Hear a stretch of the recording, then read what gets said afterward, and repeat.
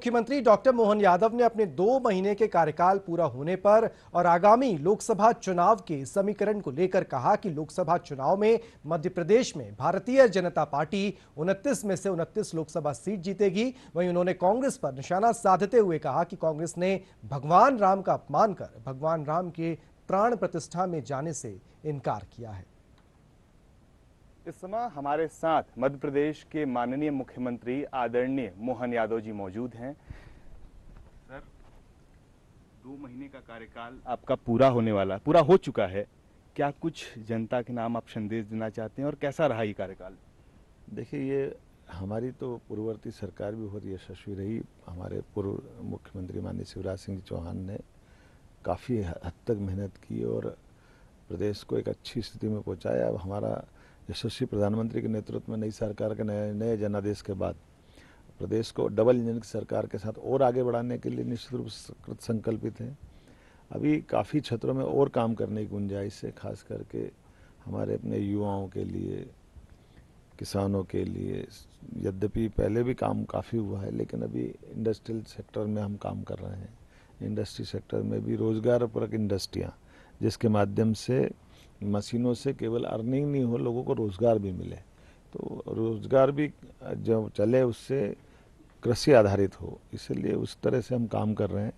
Cotton इंडस्ट्रियों की संभावना है, ऑटोमोबाइल सेक्टर की संभावना है, फार्मास्यूटिकल कंपनियों के लेकर के पूरे देश में दुनिया की निगाह भारत की तरफ लगी हुई है और मध्य प्रदेश अपनी भूमिका निभाएगा।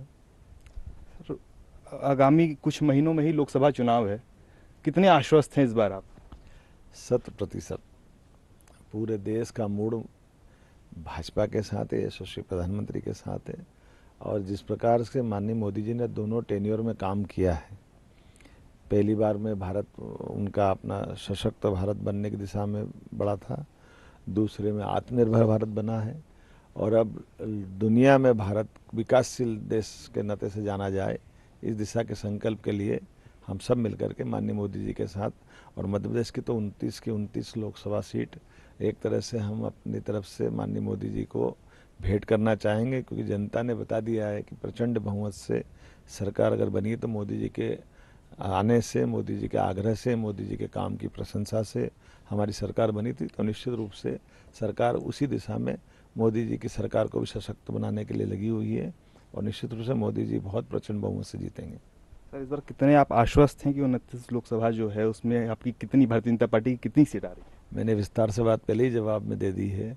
निश्चित रूप से भगवान राम का मामला हो या धारा 370 का हो, कौन सा काम है जो कठिन काम थे जो आज़ादी के बाद से किए जाने थे, किसने करे हैं?